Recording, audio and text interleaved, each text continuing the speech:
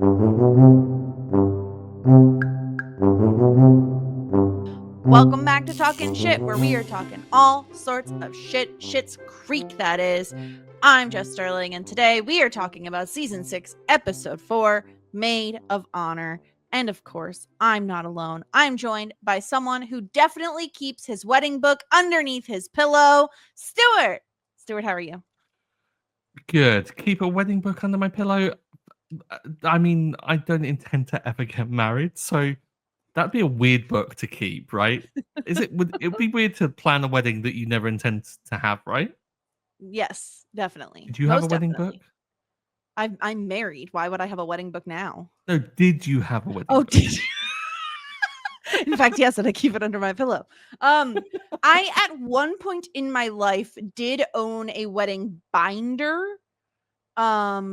But it wasn't like David's is. Like David's is very much like a scrapbook where he has like compiled everything he wants. It was more like a binder for someone who is going to get married. Like you purchase it at a bookstore. Right. And I did have one I of love those. that you. Same thing. Same thing. I don't care. Like It's not the same thing because his is like totally carefully curated and it's like a scrapbook. Mine was like I was 21 and engaged and was like, I need this, obviously. And I didn't. Right. Go fucking figure. I did not need that. I think like a wedding book's probably pointless now that there's Pinterest, right? Like Oh, Pinterest is just where you go for all 1000%. the Stuart, vibes. you're forgetting I'm old, okay? This was like 14 years ago. Like, no one uses a wedding book anymore. People use Pinterest or TikTok, YouTube, I don't know, other things, or nothing because it's stupid. Yeah, there is that. Anyway, it's a scam. Weddings are scams. We talked about it before. Yeah. So pricey for what they are. Like, yeah. Don't do it. Don't get married. Run away as fast as you can. No, I don't think the lesson is don't get married. I think the lesson is don't have an extravagant wedding. Yeah. Unless you have generational wealth and someone else is paying for it or something. Like, hey. Yeah. By all means.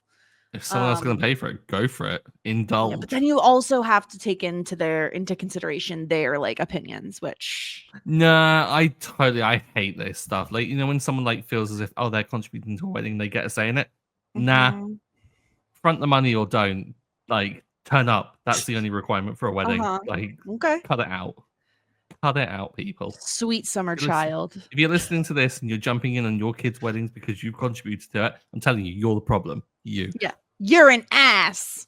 Now that we've called our listeners asses. Don't forget to subscribe. I feel like we haven't said this in a while. Don't forget to subscribe while you're listening to us rant at you.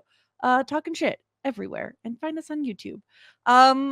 Okay, shall we talk about let me give a quick little recap. See if what happened this episode if people don't remember. The trailer for the new Crows Have Eyes movie has dropped, and Moira is thrilled. She forces everyone in her orbit to watch it multiple times, but is disappointed when Jocelyn offers no congratulations or comments on the trailer. Jocelyn admits that she's not a horror movie fan and doesn't want to see Moira get her hopes up only for them to be dashed. Eventually, she does write a small essay on how great the trailer was. She also neglects to write enough about Moira, but that's another beast. Rookie error. Meanwhile, Johnny and Roland are checking out the new motel and discover a room occupied seemingly by a squatter with a bag of cash and a gun. They do an old-fashioned stakeout, and according to the man, he's a lawyer who likes to lay low and had an arrangement with Betty and Benny to be a long-term tenant and pay in cash. Lastly, Alexis discovers David has asked Stevie to be his maid of honor and is determined to snatch the title away from her. When Alexis witnesses Stevie having an existential crisis about her career and life choices, though, she selflessly pumps Stevie up, saying she will help her with her maid of honor duties. David is very impressed with Alexis's selflessness and asks if she will walk him down the aisle and give him away. And it is so freaking cute. And that's our episode. Yeah, that is adorable. Yeah. Yeah. I guess. What? Okay. What are your gripes? I don't know. It's like I came away from this episode just being like, seems a bit of filler. Like, I think all the good stuff was really in the back end. Whole time through, I was like, "Where's the A plot?" Can I Obviously, tell the you where load of the good bees stuff here. was? Can I tell you where the good stuff was? You When say in the Patrick's back rear in. end of Patrick's. Knew it's coming. 5 minutes Listen, and 12 seconds before the donk was mentioned. Yeah. there were 2 prime donk scenes. 2 in one episode? Come on. So I rewatched this episode literally just before we recorded this, Mhm. and I knew that you were talking about the donk, and so it was fresh in mind. Gonna say, appreciate a good donk. Didn't notice it. I'm so mad. That was a lot of dead air just to say that. Like, yeah, I hope if someone, because I have that like gap cancellation feature turned on to my podcast app. If you don't have that feature on, there was such a long pause because I'm trying to gather my thoughts. I'm just so astonished that, like, listen, in the denim, in the suit, the donk was Donk King. Don't say Don King. That's just gonna ruin everything. And again, they're really aging ourselves in terms of cultural references as well. His butt looked good. Don't deny it. I'm sure it did. I just didn't notice it at the time. I think it was wrapped up in like the actual story, so that's a point in its favor. I will say against it, and I'm not down on this episode like completely. Like I just kind of thought it was a bit of a like. Yeah, I think like the way I look at it, the Johnny and Roland storyline is the one that I'm most like, I could lose it and be fine. The Alexis and like Stevie David, that whole storyline, I really enjoyed, both for plot moving forward with Stevie and her career, as well as character arc stuff with Alexis, as well as sentimental stuff with Alexis and David.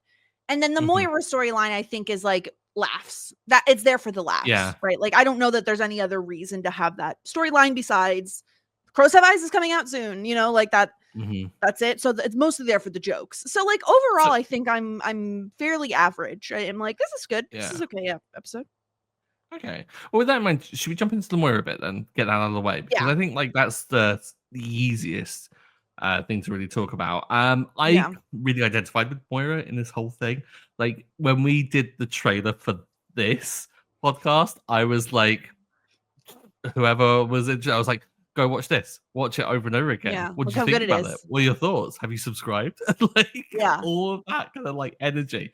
Totally understood it, because I was like, when you make something and you're pretty proud of it, you're like, oh yeah, I'm just gonna watch it on loop and really overanalyze it. And everyone around you was just like, once is enough, twice is a bit much. I love the opener with it buffering and then being like, just call me when it's ready. Like, enough is enough. Yeah. But okay, maybe I'm being too harsh, but I don't personally feel like I am. Jocelyn is not being a good friend, because even if you're like, I don't care about scary movies, even if you're like, I don't want you to get your hopes up. First of all, Jocelyn, this is your friend, okay? If she shows you a movie trailer for a movie she's in, I don't give a single crap if you don't like scary movies. You're like, oh my God, the cinematography. You look incredible. You look so in character. It looks terrifying. That's all she's looking. And she knows Moira. Moira is your friend. You know her. You know she needs words of affirmation. So give them to her, girl. Like, I don't put up with this nonsense of, I don't want you to get your hopes up. Her hopes are already up. So all you're doing at this point is dragging her down. What good is that going to do? Possibly it might meter like kind of the disappointment if it comes in.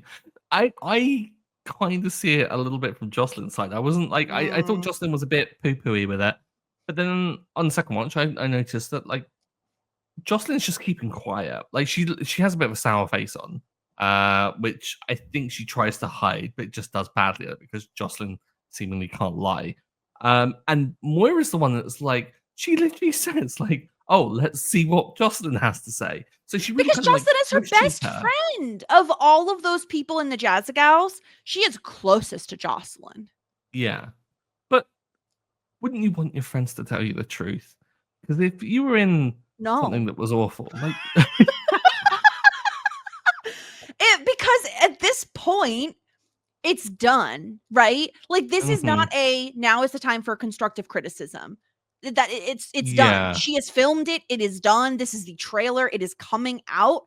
The time has passed for any sort of constructive criticism. Now is the time where we heap praise, especially because this like Moira has already been through the ringer. Like there's already been a roller coaster of emotions associated with this film, right? Like, oh, it's not gonna get they've shelved it. They're not gonna do anything with it. Oh my god, now Interflix bought it. Like, I think she's already had that deep, dark, depressing low.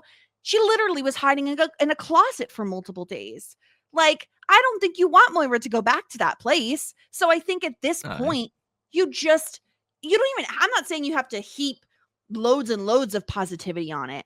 But when you are completely silent and literally everyone else in the room has said like, "Oh my gosh, wow, it's way better than I thought it would be," like which isn't even really a compliment, Ronnie. But like they've already said something and you are the best friend of the person and you have said nothing.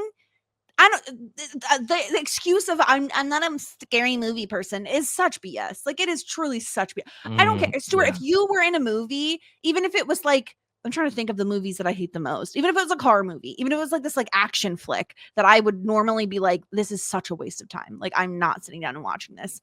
I would watch it and be so happy for you. Like I just feel like Jocelyn is being a bad friend. Yeah, I mean, there is a sense that like you should be excited for them. And yeah, you're right. It's in the can. You can't change it. The only thing you can do is hype them up. But I think I know there is a subjectivity of taste that comes into it, and this film does not look good in the Of course slightest. it looks horrendous. But Like, then I yeah. think you don't have to like. I think the problem is the like the vapidity of the comments that you get from like Twyla and Code, like being like, "Oh, maybe you'll be get an Oscar." It's like, no, let's not be unreal here.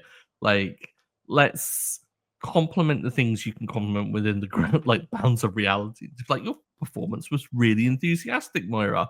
The feathers looked really interesting. Kind of like that stuff works with it.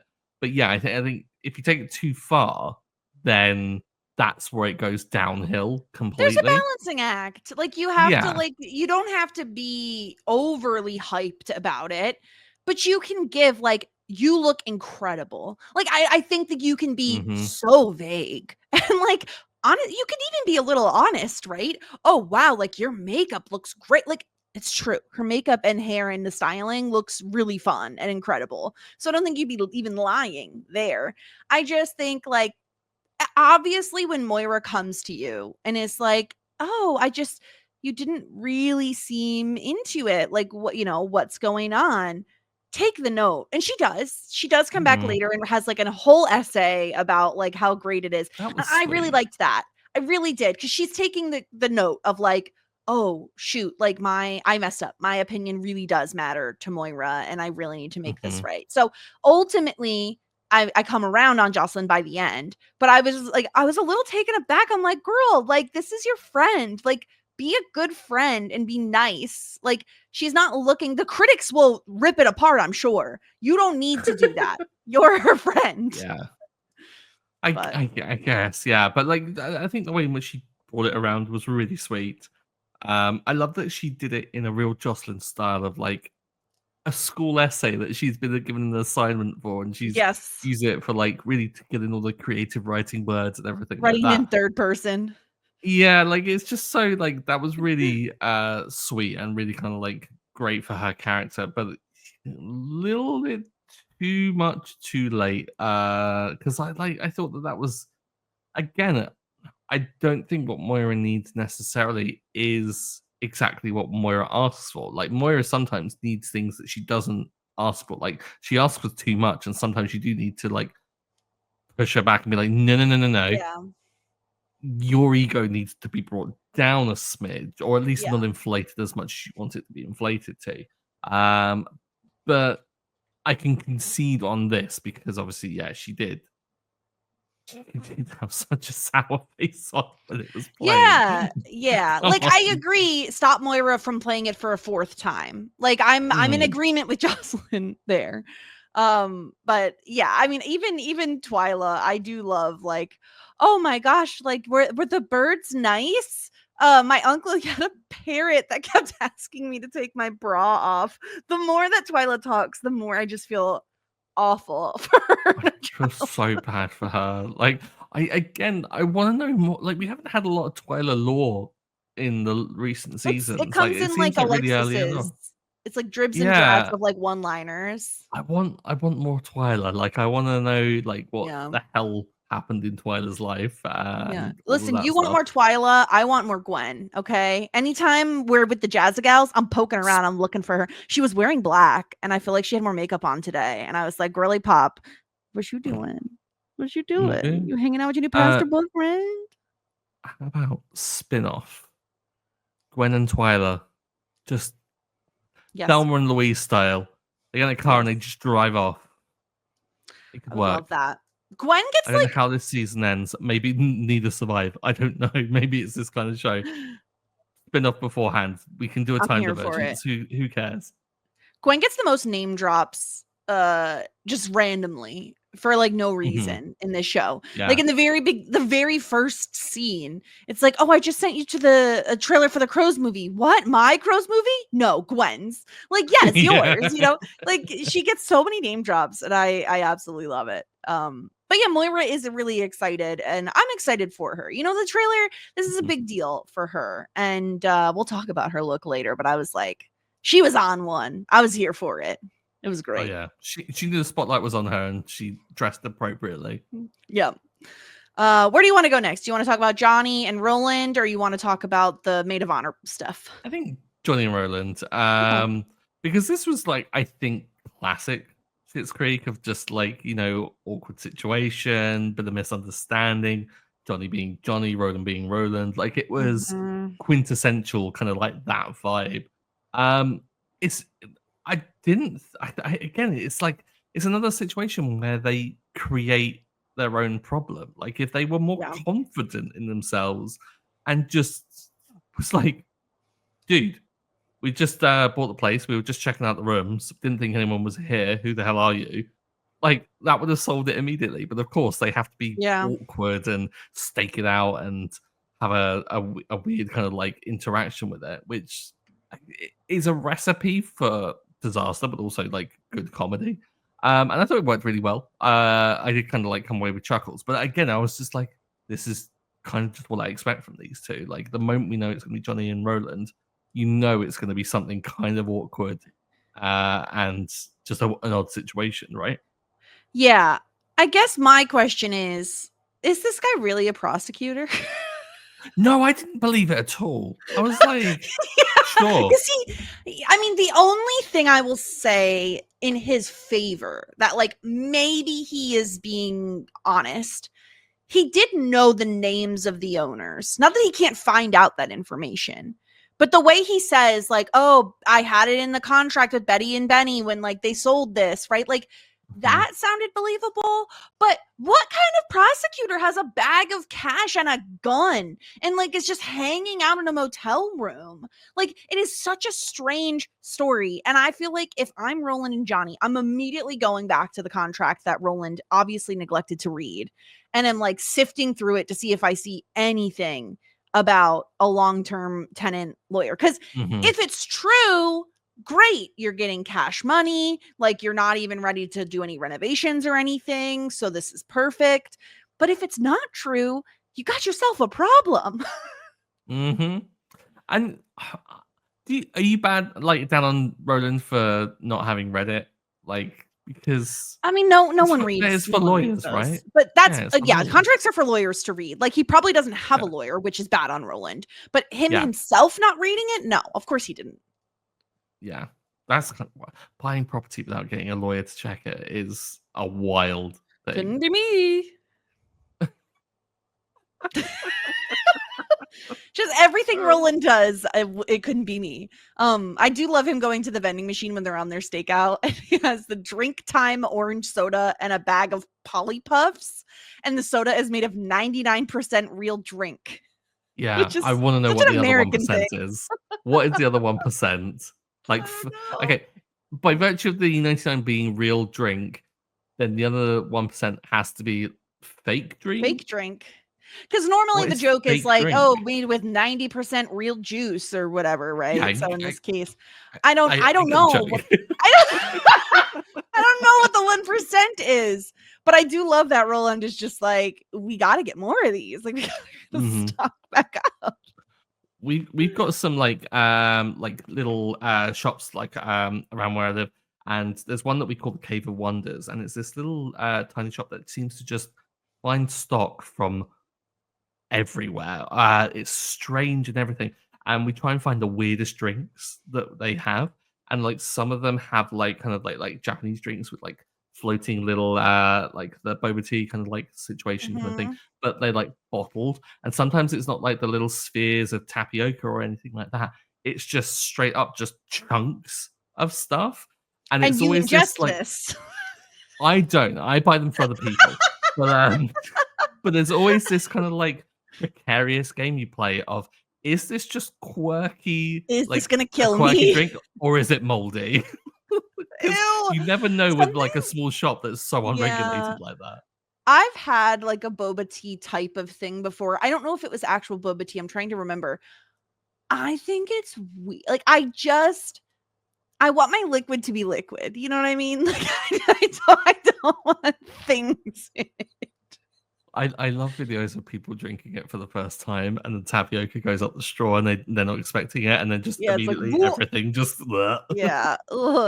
I've had okay, so we have a frozen yogurt chain here called 16 Handles. I don't know if you've ever heard of it.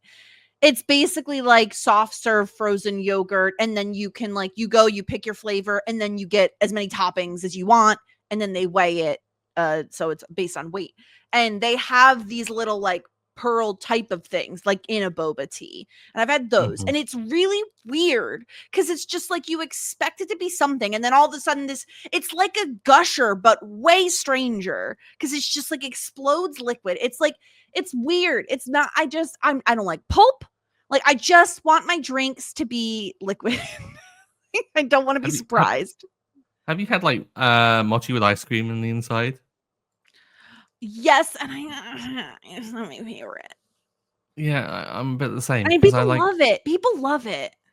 I like it when I get it for myself and I know what's inside. But when someone's like, "Oh, have some mochi," and they don't tell you what flavor it is, and you're like, because any flavor of ice cream could be within there. And I had some recently. It's like those candies that you get for like Valentine's Day. If you don't have the like key, the answer key on the back of it, and you just take a random one, it's like, okay, well, is it going to be caramel or is it going to be some weird funky color and I don't even know what flavor it's supposed to be?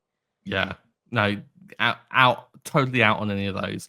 You have to have the reference thing, or you need to know exactly what it is you're going into. And generally, don't give me the gross flavors. Like, please don't. I don't want them. What's the gross flavors of like those kind of things? Are you like the fruit ones? Yeah, same fruity, creamy ones. I'm like, get out. Give me toffee. I don't want liquids in my chocolate. I'm out on like. So sorry, my dog just fell off the couch. I thought you get the weirdest look from Will there, but no, dog falling funnier. He was laying. He just was, because he's dumb. He just lays in weird ways, and his whole back end just fell off the couch, and he was like, "Wow!" Anyway, he was napping. No, I don't like liquids. I'm out on Cadbury cream eggs. I don't want there to be worst take. It's a liquid. I don't want that. No, that's a declaration of war. That's just xenophobia. I'm not having that. That's just anti-British. Cadbury cream eggs are an institution, and anyone who doesn't like them, I'm sorry. Please turn off the podcast. You're banned. I don't like them. They're just they're so. Also, good. I don't like those like. Do you know those like chocolate covered cherry things that people eat? Where it's like not like a cherry. It's like a maraschino cherry. that has like chocolate in. I don't like those. Maraschino cherries are just cherry plus. Like it's just, you want some cherry? Let's amp the I cherry up. don't like maraschino cherries because they're just like slimy cherries. Like if I want a cherry, I want an actual cherry, not like a weird sugary mutant cherry. Yeah. No, I agree on the cherry front. Yeah. Yeah. Anyway, I don't even know how we got here. We were talking about drink time. We've been off on this tangent for a while though. But yeah, I don't think this guy was telling the truth. Johnny and Roland seem fine with it. I hope they go back and check the contract. But I did like the misadventures of like Johnny and Roland. They're really fun. They're fun together. I love Roland accusing him of being sexist like 20 times. Yeah, that was really funny. And then to have the callback of him correcting the guy, and then the guy goes, "No, all dudes." Like it's always guys. Yeah, that was really great. Yeah, I like these two on a stakeout again. If we're talking spin-offs with like Gwen and Twyla, give us a spin-off of Johnny and Roland becoming cops in Schitt's Creek and just like them staking out places. It's a buddy cop movie. Exactly. Yeah, except that I like Roland annoys me. Like Roland annoys me like 50% of the time. It's very hit or miss with him. I mean, I found it really bearable this episode. Like he was pretty good this episode. He had his moments where he was a bit like kind of a bit Rolandy. But I think he like I don't know, maybe I'm being quite forgiving because I found like his accusations of Johnny being sexist, and then also, no, that was funny. And also ragging on Johnny's car while literally in shot is his beaten up rusty truck in the background. Top tier. I do love him saying like, oh, it's a partnership, so we'll split it 50-50. You can have the gun, I'll take the cash. He had some good stuff this episode, I thought. Yeah. Okay, let's talk about the Maid of Honour storyline. Do you think it's fair of Alexis to assume she gets to be Maid of Honour? No. It is. I think any assumption for anyone else's wedding is a lot. You don't know what some people are expecting. Thing is, though, it seems like this is something that they've talked about before. Like they have it planned out. So if there is a deviation from that plan, I'm kind of like, maybe I'll be a bit forgiving if she is a bit expectant with it. And maybe David should have really explained this before. He certainly, I think, should have told Alexis that it's been offered to Stevie because of the assumption that she'd be away for 6 months. I think that was a bit of a bad move by David. Yeah, I think my headcanon of this whole thing is that Alexis has always known David has had a wedding book. She's always known his plans for color schemes and all this stuff, right? If I know Alexis has always been like, and I get to be your Maid of Honour. And she goes on and on and on and on and on about it. And David maybe has always just been like, yeah, okay, whatever. Like maybe he's been non-committal about it. And then obviously with the assumption like, oh, you're going to be gone. He asks Stevie. I think Stevie makes sense when you think about like Stevie knows and loves both Patrick and David. Like they're all really kind of close as a trio. And it makes sense if Alexis is going to be gone to have it be Stevie. If you're looking for someone to take on the responsibilities and the duties that normally I almost love the duties and I thought I was going to be able to hold together and I couldn't. Because I paused for too long and then I looked at your face and then I just started laughing anyway. You can see it on my face if you're watching us on video. I almost had it.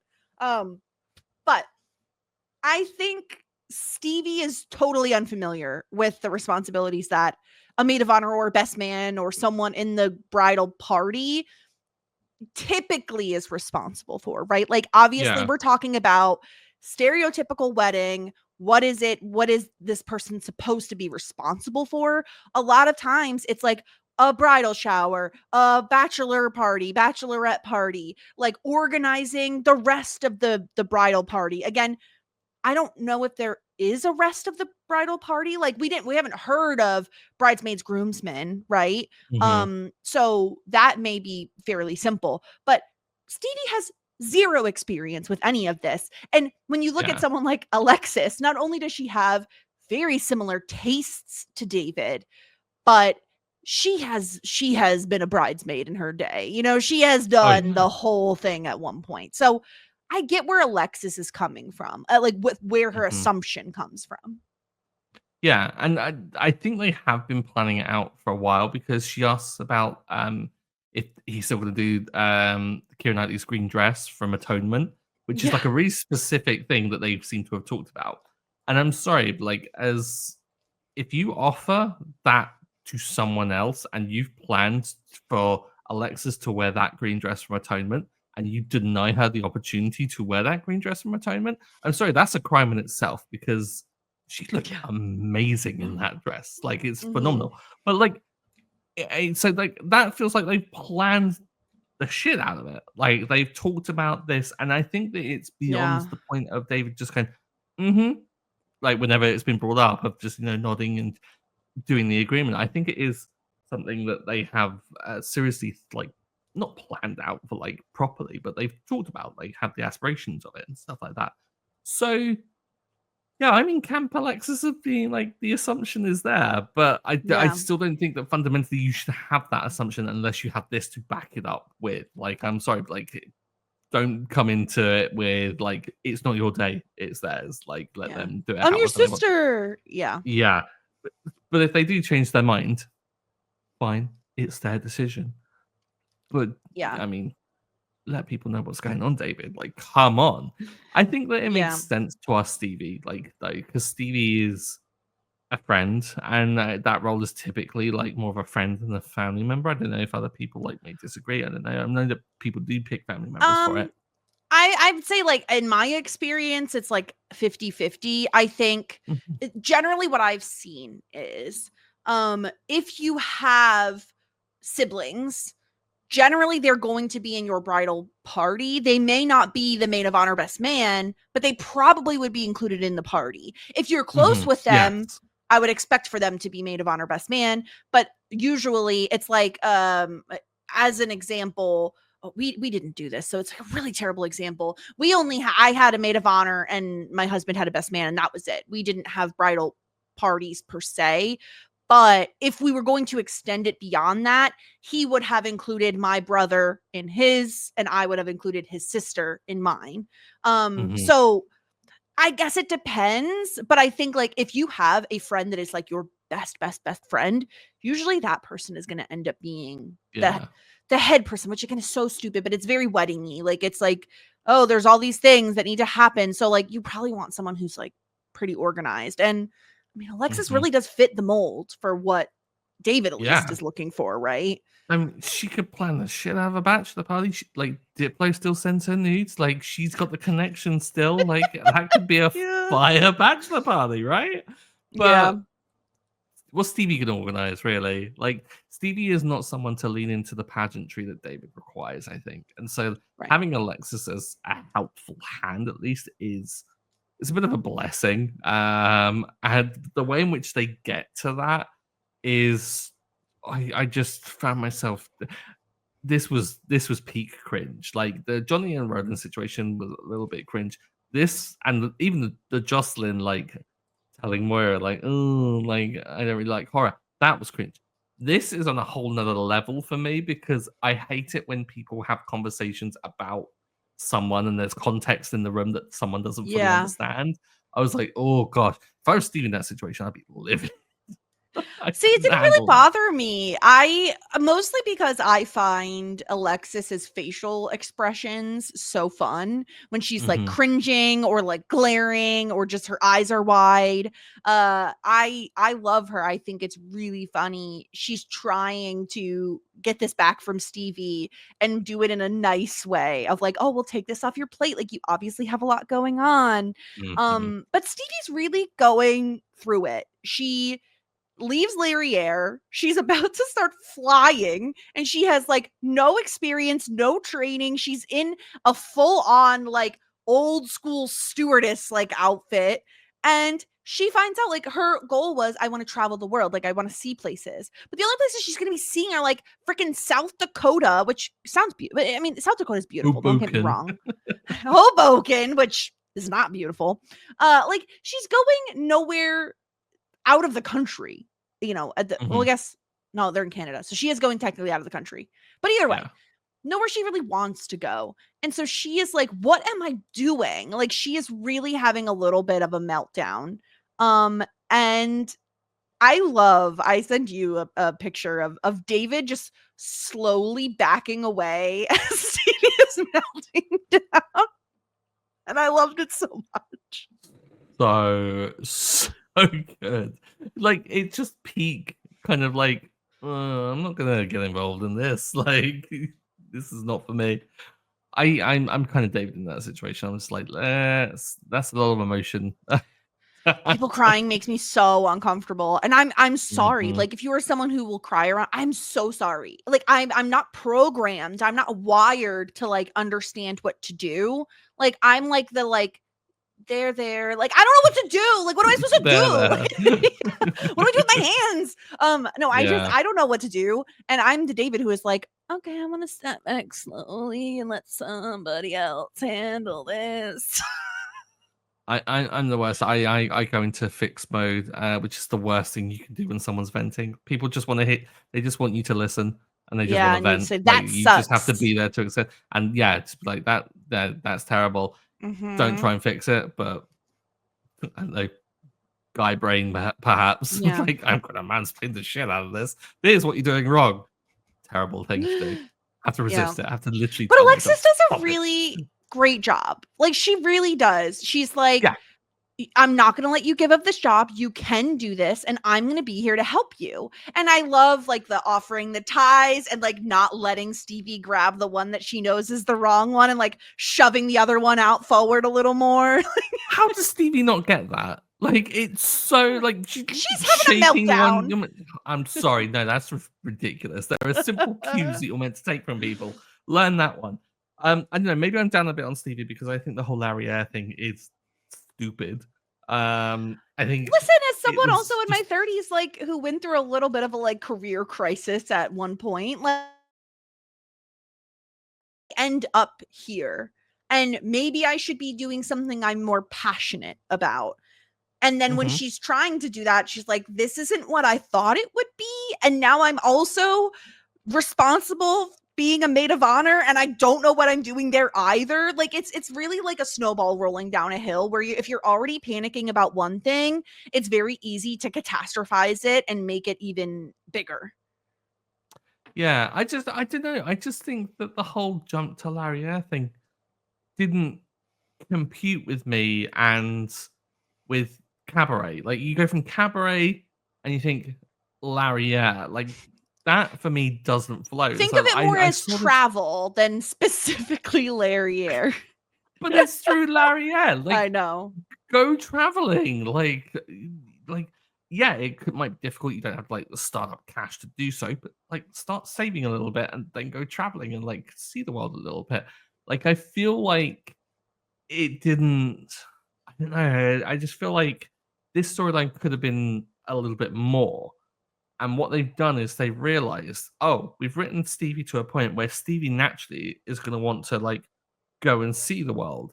And so they really need to quickly U-turn. And they've done it through this way of like introducing Larriere, making it awful, and having Stevie run away at the first hurdle. And I think that's a slight disservice to Stevie, if I'm honest, because Stevie could have conquered the world at the end of the last season. And now she's running away from a really crappy airline that's being sued by its own owner. And I'm like, Stevie deserves so much more than that. I kind of would have preferred a bit of a time skip, maybe. And I think this is maybe I'm just not jarring with the opening of this season, because I'm like, Ted's away. Alexis is going through the whole I miss you, Ted thing. And I'm like, if we had jumped forward, like even if it was like 3 months of travel or something like that, we could have got the bulk of the Ted stuff out of the way. Maybe we could have got the tail end of like them having a long distance relationship. That would have been like kind of good because we get that out there. And then we also get like David, like proper bridezilla getting into like the planning stuff, because I feel like that's come about really quickly. Like, they only just got engaged like 2 weeks ago, if the timeline is what we think it is.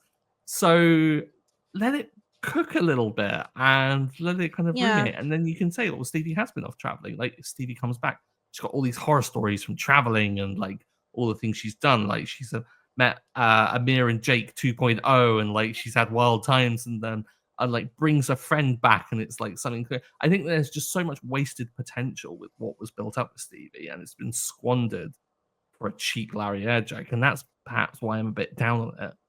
I don't know. Maybe I'm being too harsh. No, I don't disagree about Larriere as a storyline. Like, I'm not the biggest fan of the Larriere storyline. I like the idea of having Stevie want to explore other opportunities, other career options. I'm not a big fan of Larriere in general, but I think maybe this is results oriented because I know what the rest of the season looks like. Like, I know the storylines we're going to get. I feel like time skipping works for some characters and not for others. And so, and that's, I'm trying to keep it as vague as possible so as not to like spoil anything. I think we'd miss some bigger character moments if we skipped in time a little bit. And like, I don't find it that strange that David and Patrick are planning the wedding. One, it's TV. Two, I went into planning right away. A lot of people do. And it's David. So even more so, I'm like, this tracks. This makes sense. This is his storyline for the season. And also he's David. So he's going to go a little nuts with it. So all of that makes sense. I think the time skip would probably work for Moira because you could have, Interflix not pick it up right away, right? Like it could be shelved for 6 months or whatever and then be picked up. So you could jump forward in time for that and it would be fine. Yeah, I don't care. She would have been in the cupboard for 6 months. That's the only bad thing I guess. The fire brings her out of it, and then oh no, yeah, no, I don't know. Maybe she gets a different hobby, and then she reinvents herself, and then she ends up getting sucked back in. But no, I'm not a huge fan of the Larriere thing. I think like having Stevie explore something. We're only 4 episodes in, so I personally don't feel like we have wasted so much time and energy on this storyline. And I'm like, once upon a time we were complaining that Stevie didn't have enough to do. And so I guess I'm more so on the side of like, well, she's getting something, and it does feel like a thing that happens to people in their 30s, especially if you are someone who fell into a career. You didn't choose a career. You kind of just ended up there and then you stuck with it for a while. And then you got a glimmer of like something better in Cabaret. Trying to expand on that. She's not going to get to, first of all, she doesn't have the money to just like flit off and go traveling somewhere. And opportunities in Schitt's Creek are few and far between. Like she doesn't have where she lives is, if she's not moving, she's going to have a tough time finding something bigger and better. So I think it's a very realistic storyline. But no, I'm not like the biggest fan of Larriere as a concept. Yeah, I think there is also like, I think from me and my perspective is that, I mean, I've lived in London my entire life. I don't understand small town mentality of like how wrapped it is to be in a small town. Like for me, I'm just like, I can find pretty much anything on my doorstep or travel to it within under an hour on public transport. The idea of not having opportunity left and right because of like an unavailability of like things is, I have to remind myself of that. I'm like, it's really hard like, when if you don't have money like saved 5 up. buildings, and it's without savings as well. I mean, it was even harder. It's like it's not like you can like. David is really the exception here in terms of like having an influx of money and also like building a business. That certainly, and he does have experience having been rich, right? Like some of it also is who you know. If you grow up in a small town and never leave it, you don't exactly have the networking. You don't have any of the backbone, any of the structure to get out. And also on top of that, I don't necessarily know that Stevie is like wanting to leave Schitt's Creek forever. I think she is thinking smaller than that. She wants to just see what else she can do in her life. I don't think her biggest issue is with the town itself. I think she does at this point in time, definitely not in season 1, but at this point in time, she at least has a community around her. Where I don't think you could say the same thing in season 1, really. Oh yeah, completely. I agree with that. But I do love Alexis putting Stevie first here, being really selfless. I love her little wink to Stevie after the whole tie thing. She does like a little double wink. It's so cute. Mm-hmm. And then what did you think of David offering to Alexis to walk him down the aisle? That was adorable. That if it wasn't for that, I think I would have been even like I would have been down on this episode at a smidge.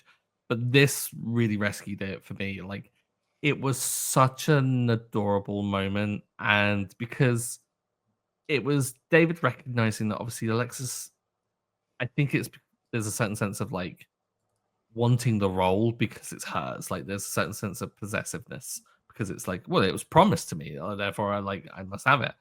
But I think that this was David recognizing that it's not just that. I think that Alexis wanted to be part of it. Like Alexis, as like she reacted poorly when she found out that she wasn't even going to be there when the wedding was happening because of the flight situation.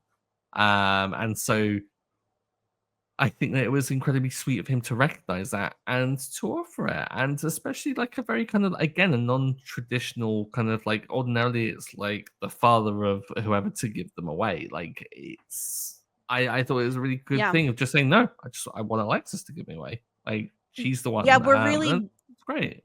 We're really bucking tradition already, right? With Alexis referring to herself as a maid of honor, as David's maid of honor, right? Like normally if it's a guy, you'd call them groomsmen, groomspeople, whatever. Mm-hmm. Generally, if it's like, again, obviously we're not talking a heterosexual marriage anyway.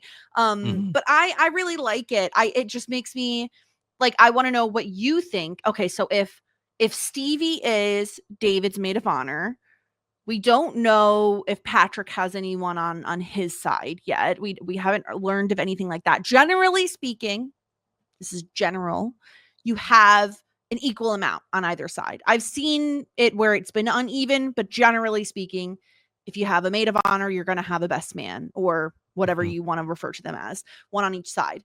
And like you said, generally it is the father of the person walking down the aisle that gives them away. I don't even get, because it all comes from the whole sense of ownership. This was like a big sticking point for me personally in my wedding. I thought it was revolting. Like I was very actively upset about it. I refused to wear a veil because of the tradition, because of what veils meant, where if you don't know, if you're uninformed on the tradition of what a veil was used for, it was so that the groom didn't see his bride before they got married, because what if she's ugly and he decides he doesn't want to marry her? Messed up. I was not contributing to this. I was like, my face will be seen. So I didn't wear a veil because I was like, this is dumb. But yeah, the other thing with the father giving them away is it's like, oh, you're handing them off to another man. Like, here you go. She's your problem now. My dad did walk me down the aisle. I originally wanted both my parents to do it, but my mom said it would mean more to my dad to have just him do it. So, that was fine. And anyway, so we know it's not going to be Johnny. We know it's going to be Alexis. So what do you think? Who else is making up this wedding party? Right? Because we still have a bunch of characters. We know probably not Ronnie. She hates Patrick. Yeah, I was going to say Ronnie would be a real left field choice for like, especially being Patrick's like side of it. I don't know really, because I mean we don't really know many of Patrick's friends. Like we've seen Ted's friends, like from the vet side of things, of like the Christmas episode, or at least we've heard of them. Does Patrick have any friends? Is Ray gonna be part of this wedding party? Is that like the closest thing? Maybe Ray's gonna give Patrick away. I don't know. Be awkward. No, it'll be his parents. I mean, it's got to be like, his parents are going to be involved, hopefully, and we'll get to see them again. But we don't really know of anyone that Patrick is close to. Does Patrick have friends? I don't know. We haven't met them. If he does, maybe he's friends with people on the baseball team or the softball team, whatever they play the league together. Not Ronnie, but maybe someone else. Maybe it'll be Bob. I'd love that. That'd be awful. No, I'd love. He's gonna jog down the aisle. I do love the storyline. I will say, it's not even a gripe. Maybe it's just like a note, something I noted. every time I watch this episode, and I've seen it at least 3 times this week, Alexis's earrings distract me so much. They were so big and heavy. They're freaking hula hoops. Like massive gold hula hoops dangling from her ears. So distracting. She looks beautiful, but the earrings are so distracting. Yeah. So weird. I often I've never understood people that wear giant earrings that are heavy. No. Like I have a weird aversion to it. I don't like big bulky big metal things and ears, like the big hoops and stuff. Not my thing at all. Yeah, I don't like when it like, because like then when you're an old lady, like your earlobes are droopy. I don't want droopy earlobes. Yeah, not my thing at all. But I look at people when they wear like heavy earrings and their earlobes are being pulled all the way down. I'm like, is that not uncomfortable? It cannot be comfortable. I've worn my ears used to be pierced. They're kind of, it doesn't matter.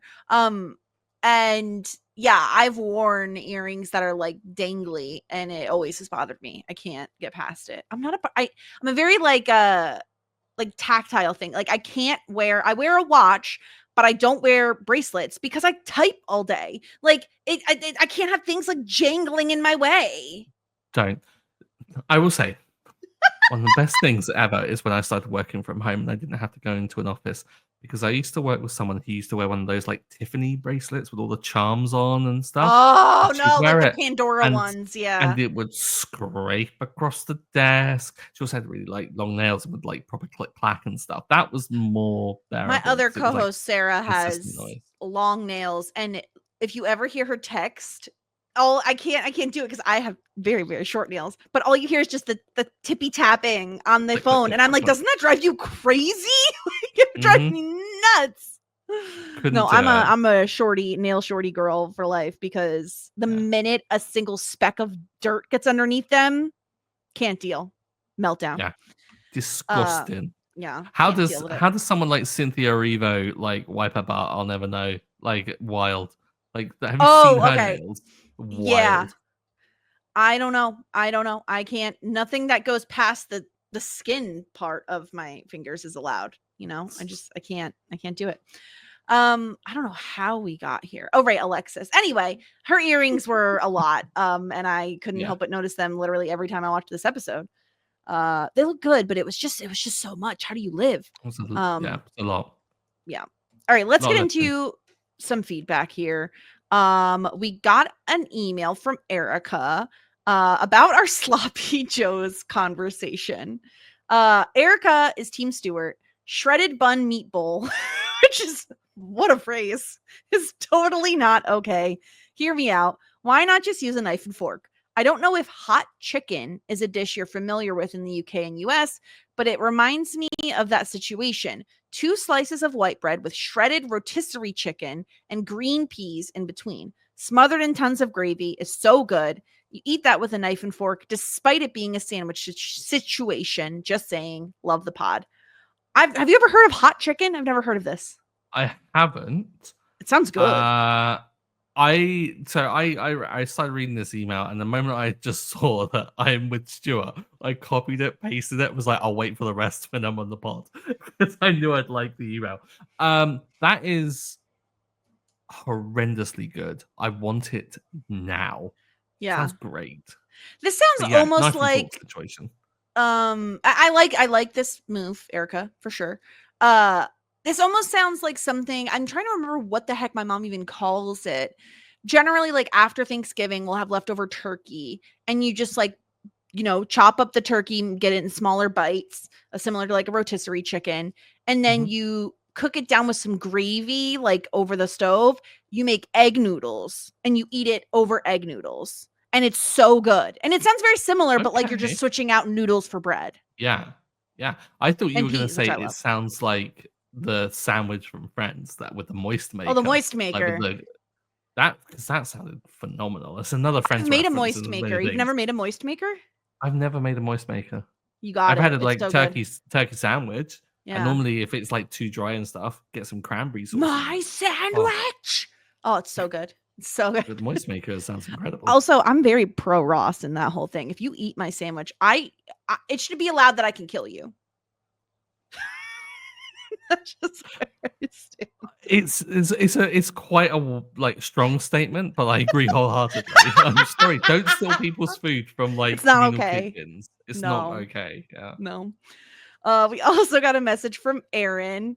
Alexis is the best, in all caps. She's so sweet. She melts my heart.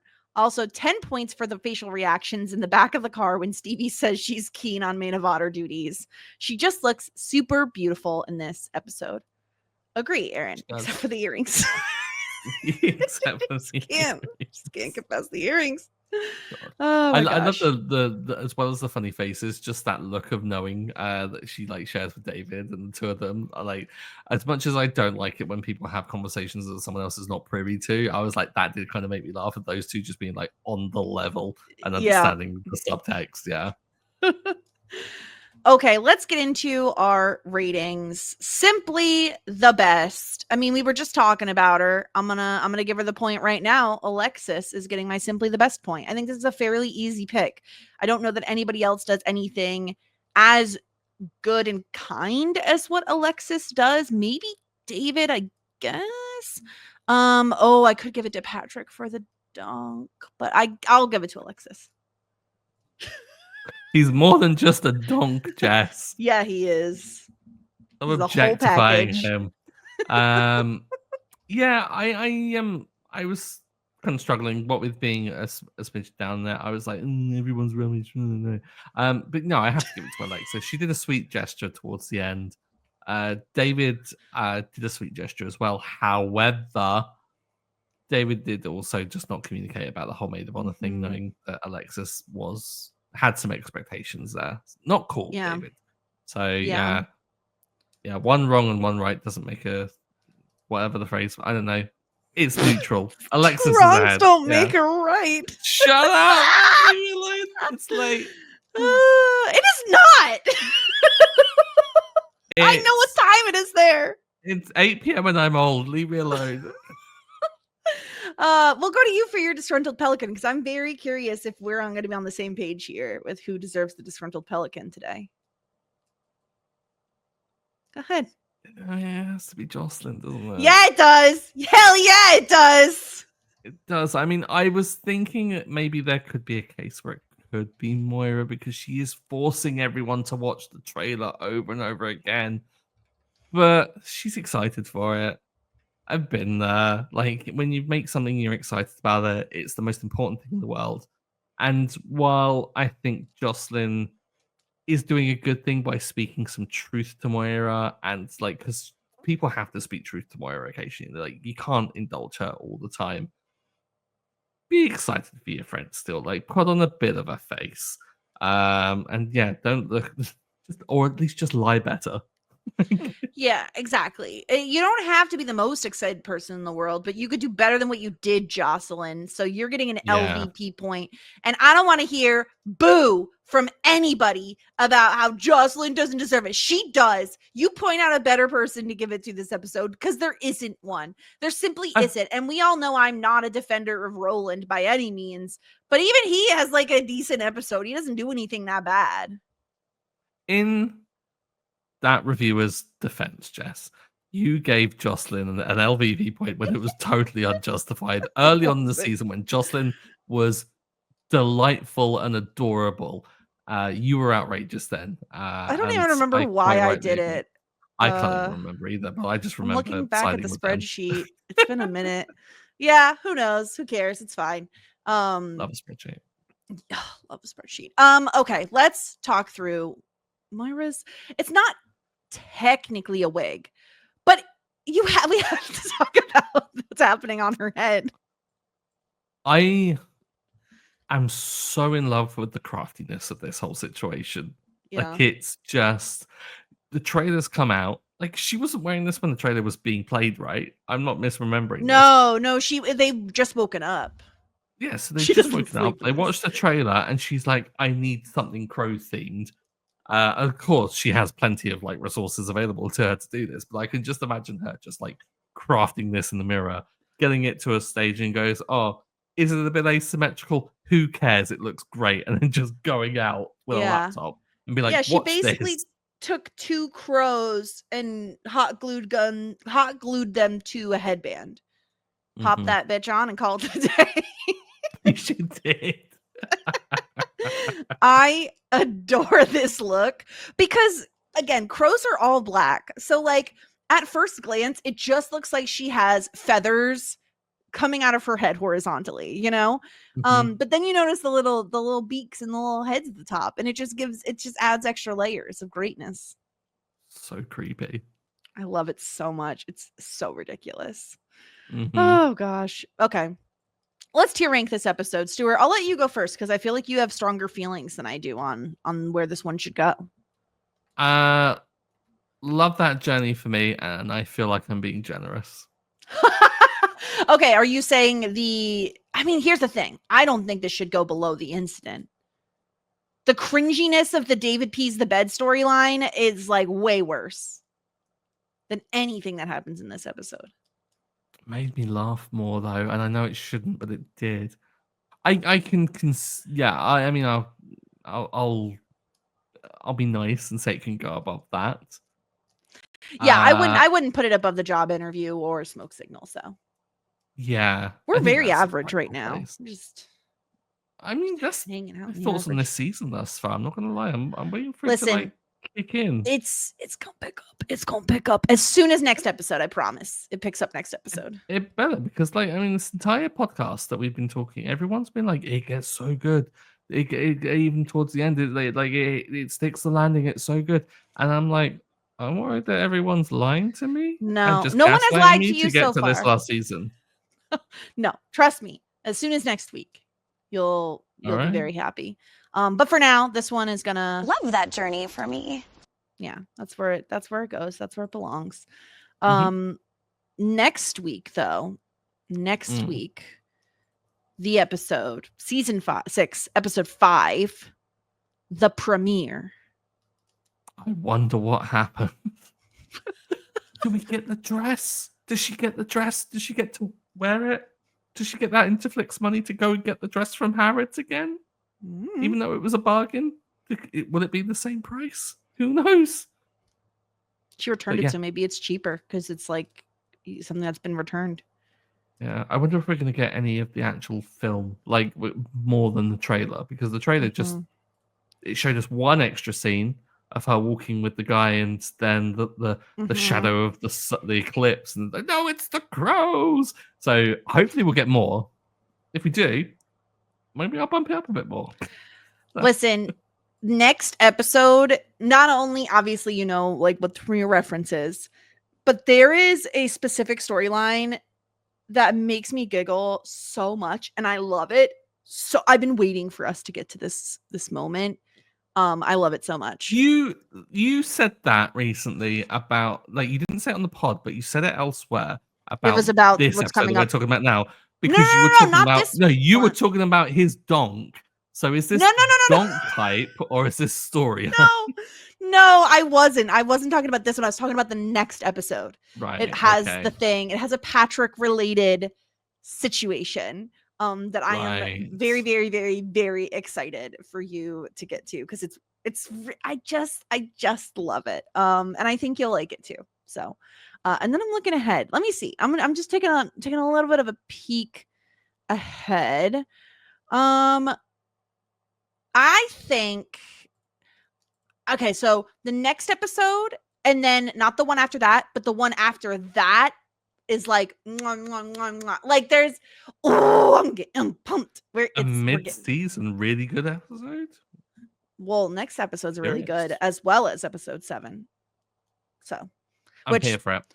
We have guests on for both of them, so a little bit of a that says a lot, because everyone only ever books really good ones. Yeah. So Grace will be joining us. Grace Leader will be joining us next week for the premiere. I'm really excited for it. I can't wait to talk about it. I can't wait for you to watch it, because I've already seen it twice in like a few days, because I just kept watching because I really like season 6. So I just kept on going. But yeah, in the meantime, anything else, Stuart? Anything else you want to tell the people about? I don't know. I can think of. I mean, maybe. I mean, we're really cryptic and say we're kind of working on something that, like, We are working on working something. on something, a little summit. But I mean, I'm not going to tell you anything about it. So cryptic No. and the worst Yeah, kind of just tease. I can tell enjoy you us being nothing. coy that we are going to be working Mm. on something. This won't be the end of us as a duo. When the podcast ends, we'll maybe have a little bit of a tease more a little bit. That's what we'll say for now. Yeah. Okay, well, we'll be back next week with season 6, episode 5, the premiere. And until then, everyone, warmest regards And best wishes. Tweet us on Facebook or leave us a review, and you say, yeah, okay, I think I will.